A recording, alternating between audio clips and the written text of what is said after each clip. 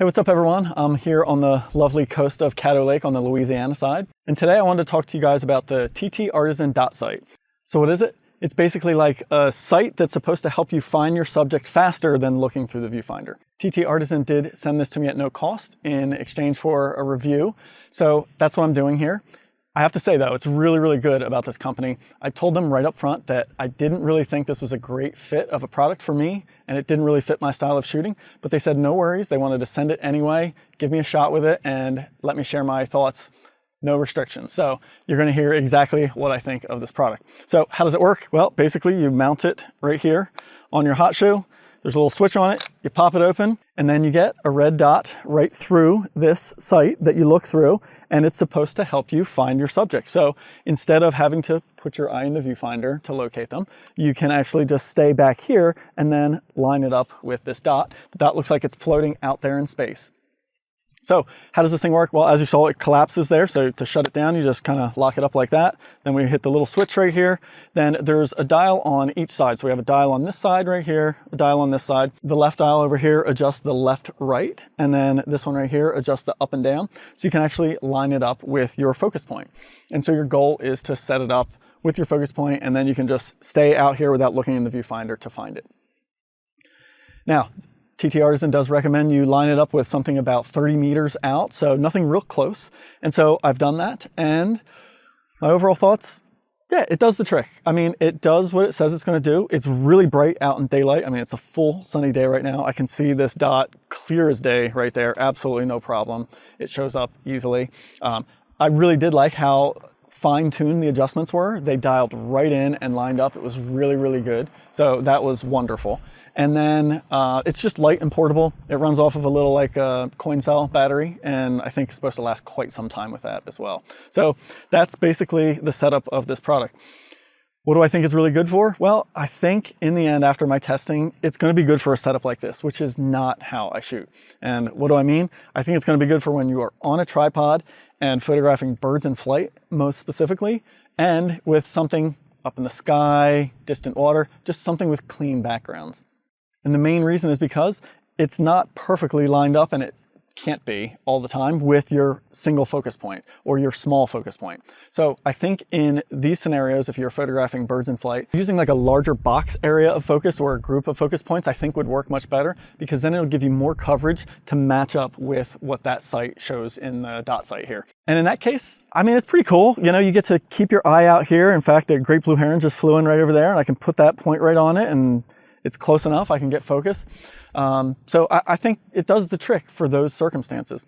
But where it doesn't work for me is if you want to really like dial in a composition, number one, you can't do that at all out here. But I think since you aren't looking through the viewfinder directly, if you have a busy background or any kind of distractions or anything in the foreground, you can't see exactly what you're focusing on precisely because you're just using this dot sight. And so in those circumstances, it's probably not going to work the best. So yeah, I think it's just going to be those wide open areas, birds in flight, that it's going to work really good. And I think being on a tripod is really going to help make this work, because especially if you want to go from using the dot sight to find your subject, and then once you're lined up close enough there, putting your eye in the viewfinder, at least if you're on a tripod, it's going to stay lined up on that. That being said, if you're trying to track a subject in flight and then you want to switch from the dot sight to your viewfinder, you're still probably going to lose your subject or have to reacquire them when looking through the viewfinder. And that to me is the biggest issue for this product for me, because most of the time I find myself shooting handheld. And when I'm shooting handheld, to use just the dot sight, I'd have to hold it like out here or out here just to see through it. It's not the most comfortable because you really don't want your eye up to it like that much, because at that point, might as well put your eye in the viewfinder, right? I guess the one main advantage it has is you get to keep both eyes open. You get a little bit more peripheral vision versus putting your eye in the viewfinder, and you can maybe find your subject easier that way. But then you have to do your shooting here. And here's one of the other big problems for me, for my style of shooting anyway, is you can't compose with this.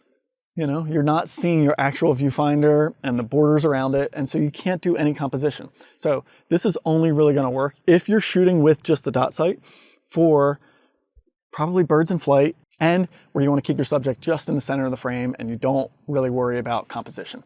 In those circumstances, I think it'll work really nice. But if you want to do any kind of composition and you want to get your eye in the viewfinder, to me it doesn't make sense, because I can find there's the great blue heron out there, and now I have to move my eye into the viewfinder and I got to find him again. So it simply means you got to reacquire your subject, and at that point, to me, it would just be easier to find the subject in the viewfinder.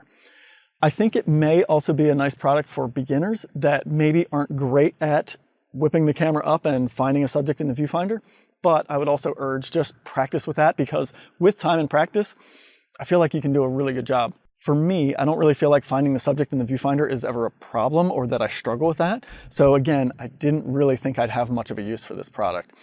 So I went out earlier today and the past few days and shot a bunch of images just shooting with the dot sight and my single point focus, and it doesn't hit that often. So for static subjects walking around the forest, it would catch the background, it would catch the foreground. I definitely couldn't shoot through any foreground stuff because the point wasn't that accurate. So just like I said, over and over again, these wide open areas I think is where this product excels. And I think if you are a shooter that is on a tripod more often than not, then by all means, I think it's probably really good for that scenario. And if you find yourself struggling to find your subjects in the viewfinder, I think for a lot of us, if you have enough experience and just practice that, you can get really good at that, and then you don't need to worry about it. And then I get my eye in the viewfinder, I get to make sure my focus is accurate, I get to compose, and I get to see my exposure more properly, which is another thing that obviously you can't really do here. One other thing I did want to mention is you could easily go back and forth from looking through this and seeing on the outside monitor here, but at that point, you can't really see your exposure that well. And I don't know about you, but for me, the only time I like looking at this monitor is when I'm shooting at a perspective that I normally can't get to. So really high or really low, and I can't get my eye in that viewfinder, in which case the dot sight isn't really going to help you out anyway, because you still have to be kind of lined up behind it to see that. So that's pretty much it there. I'm going to cut to another video right now and show you exactly what it looks like through this dot sight so you can get an idea what it looks like. So here you go, you can see through the dot sight, here's that left dial for adjusting, and you can watch as I move this around. You can see that dot moving in there.